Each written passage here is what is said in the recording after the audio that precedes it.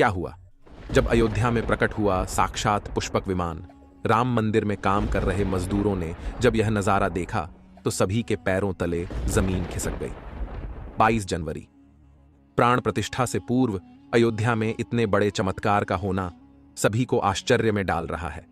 कुछ लोगों ने इसके साक्षात दर्शन किए हैं, जिन्होंने अपनी आंखों देखी जो बताएं, उसे सुनकर आपकी भी रोंगटे खड़े हो जाएंगे। आगे बढ़ने से पहले अगर आप एक सच्चे सनातनी हैं, प्रभु श्री राम को अपना आराध्य मानते हैं, तो इस वीडियो को लाइक करके कमेंट बॉक्स में जय श्री राम जरूर लिखें। दोस्तों, 22 जनवरी 2024 को रामलला अयोध्या के नए भव्य मंदिर में विराजमान होंगे। इस शुभ कार्यक्रम के लिए पूरे देश में निमंत्रण बांटा जा रहा है। शहर से लेकर गांव तक, घर घर अक्षत वितरण में बच्चों से लेकर बड़े तक सहयोग कर रहे हैं। यहां तक कि महिलाएं भी घर घर जाकर अक्षत और श्री राम की अयोध्या की फोटो वितरण कर रही हैं। अयोध्या में राम मंदिर में भगवान रामलल्ला की प्राण प्रतिष्ठा कार्यक्रम की तैयारियां तेजी से की जा रही हैं। इस कार्यक्रम को बेहद भव्य बनाने के लिए कोई कसर नहीं छोड़ी जा रही है। इस बीच राम मंदिर निर्माण का कार्य भी तेजी से किया जा रहा है। मंदिर निर्माण में जो लक्ष्य लिया गया था, उसमें लगभग 80% कार्य हो चुका है। 70 खंभों पर मूर्तिकारी का काम चल रहा है। पिछले दिनों त्योहार की वजह से ये धीमा पड़ गया था, लेकिन अब वो भी तेज गति से पूरा हो जाएगा। निर्माण कार्य जल्द से जल्द पूरा करने के लिए सभी मजदूर रात दिन मेहनत कर रहे हैं। लेकिन 10 जनवरी की रात कुछ ऐसा चमत्कार हुआ जिसे देखकर सभी मजदूरों के होश उड़ गए। जब रात्रि के समय सब मजदूर अपना काम निपटाकर तंबू में सो रहे थे, उसी समय अचानक से उन्हें वहां कुछ हलचल महसूस हुई। सुरेश नाम के एक मजदूर ने जब तंबू से बाहर झांक कर देखा तो उसे राम मंदिर के परिसर कुछ अजीब सी पीली चमकती हुई चीज दिखाई दी। उसने अपने साथियों को जगाना चाहा, लेकिन कोई भी उसके साथ नहीं आया। जब हिम्मत करके सुरेश जब राम मंदिर परिसर में पहुंचा तो वहां का नजारा बहुत चौंकाने वाला था, क्योंकि वहां पर उसे एक बहुत ही दिव्य चमत्कारिक विमान दिखाई दिया, जिसका आकार मोर के समान था, जो दिखने में काफी सुंदर और तेज से परिपूर्ण था, जो कि राम मंदिर परिसर में पिछले क्षेत्र में उतर रहा था। लेकिन उस विमान को नियंत्रित कौन कर रहा था, ये समझ नहीं आ रहा था, क्योंकि उस विमान में इतना तेज था कि सामान्य आंखों से नहीं देखा जा सकता था।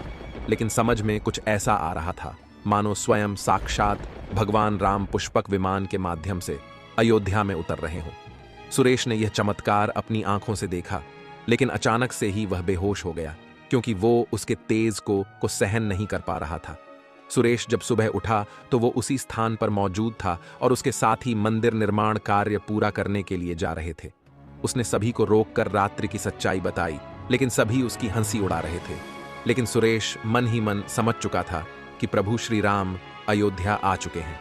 यह उसके लिए सौभाग्य था कि उसे इतना सुंदर दृश्य देखने को मिला, जहां शायद उसने साक्षात पुष्पक विमान के दर्शन किए थे, यानी कि प्राण प्रतिष्ठा से पहले अयोध्या प्रकट हुआ साक्षात पुष्पक विमान।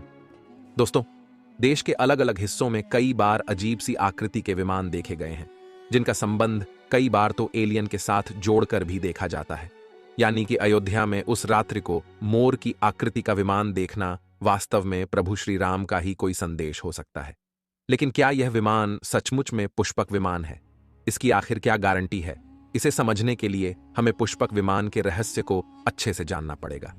आगे हमारे YouTube चैनल महादेव मिरेकल पर आपको पुष्पक विमान का रहस्य बताएंगे, जिसे समझकर आपको यकीन होगा कि अयोध्या में पुष्पक विमान का प्रकट होना कलयुग का सबसे बड़ा चमत्कार है। रामायण पुष्पक विमान का जिक्र है, जो पहले कुबेर के पास था। इसके बाद रावण ने उसे अपने सौतेले भाई कुबेर से लंका समेत बलपूर्वक हथिया लिया था। फिर रावण इसी के जरिए कहीं भी आता जाता था। रावण को हराने के बाद यह विमान श्री राम के पास आ गया। वो जीत हासिल करने के बाद इसी विमान के कहीं जगह होते हुए अयोध्या पहुंचे थे। रावण ने इसी के जरिए पंचवटी आश्रम से सीता का हरण किया था और उन्हें उस पर बिठाकर लंका ले गया था। कहा जाता है कि पुष्पक विमान आज के विमान की तरह था। पुष्पक विमान के जरिए रावण हवाई मार्ग से सफर किया करता था।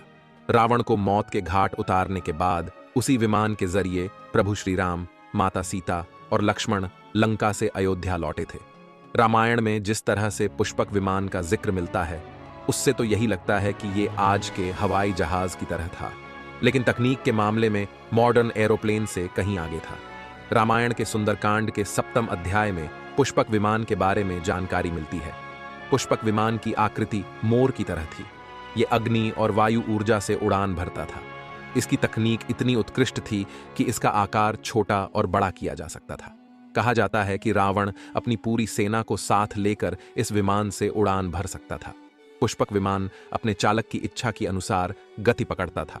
ये मन की गति से उड़ान भर सकता था। विमान में बैठने के लिए कई आसन बने थे। पौराणिक कथाओं के मुताबिक युद्ध के बाद भगवान श्री राम ने विमान का पूजन कर ये दिव्य विमान वापस कुबेर को सौंप दिया। कुबेर ने पुष्पक विमान को भेंट स्वरूप प्रभु श्री राम को दे दिया, जिसके बाद इसी पुष्पक विमान से प्रभु श्री राम, माता सीता और लक्ष्मण अयोध्या पहुंचे।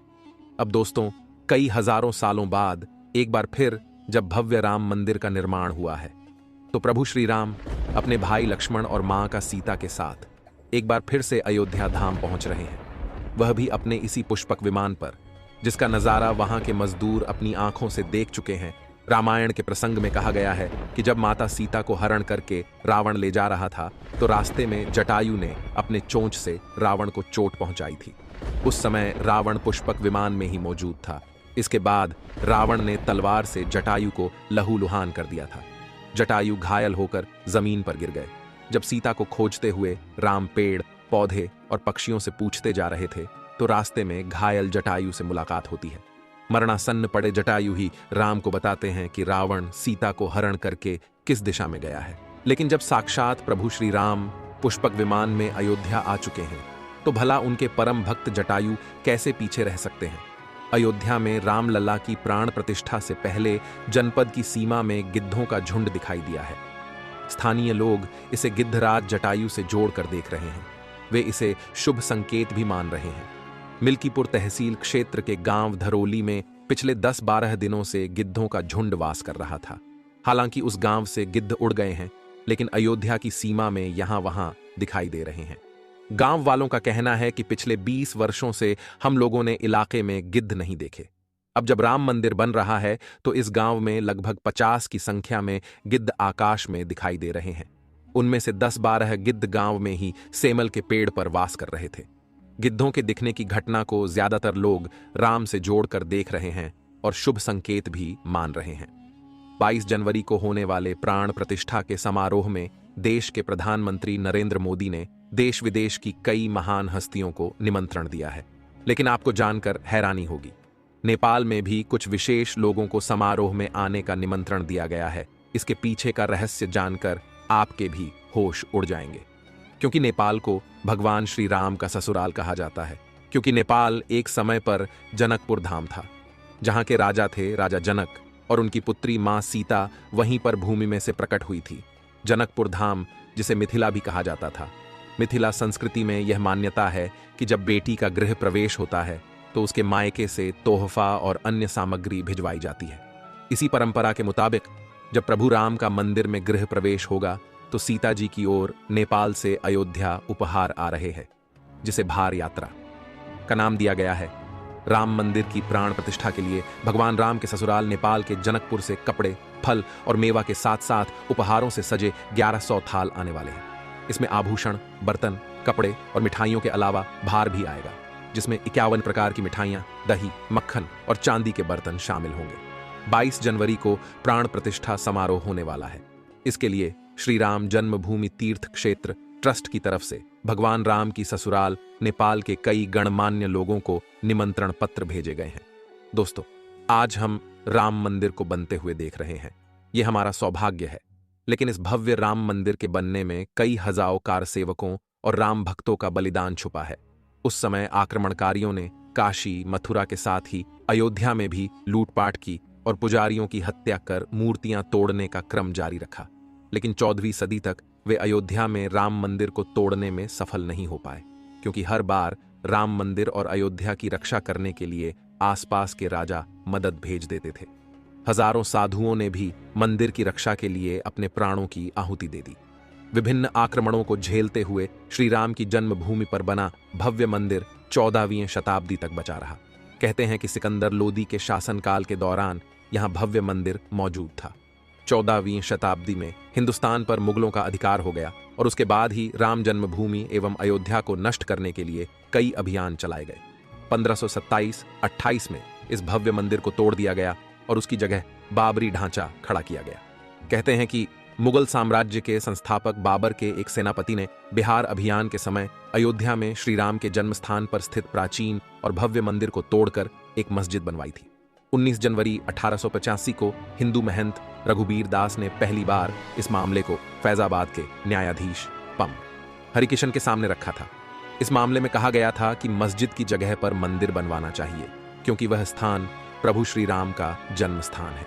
वर्ष 1947 में भारत सरकार ने मुसलमानों को विवादित स्थल से दूर रहने के आदेश दिए और मस्जिद के मुख्य द्वार पर ताला लगा दिया गया, जबकि हिंदू श्रद्धालुओं को एक अलग जगह से प्रवेश दिया जाता रहा।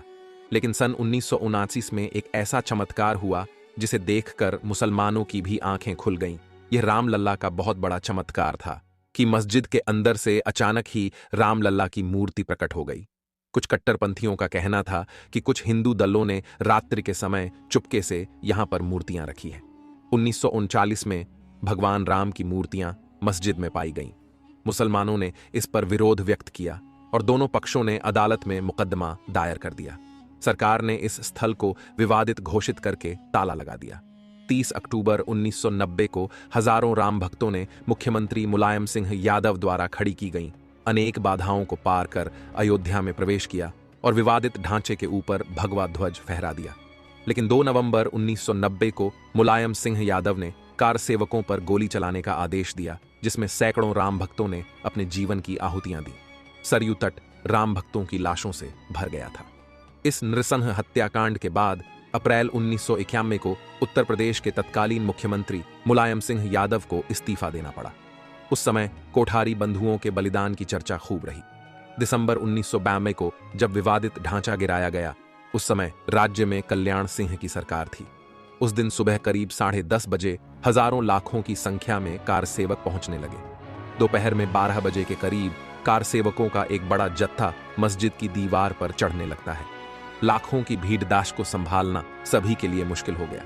दोपहर के 3:40 पर पहला गुंबद भीड़ ने तोड़ दिया और फिर 5 बजने में जब 5 मिनट का वक्त बाकी था, तब तक पूरे का पूरा विवादित ढांचा जमींदोज हो चुका था। भीड़ ने उसी जगह पूजा अर्चना की और रामशिला की स्थापना कर दी। मुख्यमंत्री कल्याण सिंह का साफ आदेश था कि कार सेवकों पर गोली नहीं चलेगी। इस महान कल्याण सिंह जी को हम शाश्वत प्रणाम करते हैं।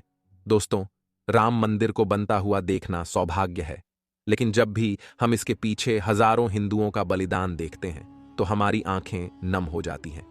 इस पूरी वीडियो को देखने के बाद आक्रमणकारियों के लिए आपकी क्या विचार है, इसे कमेंट बॉक्स में जरूर बताइएगा।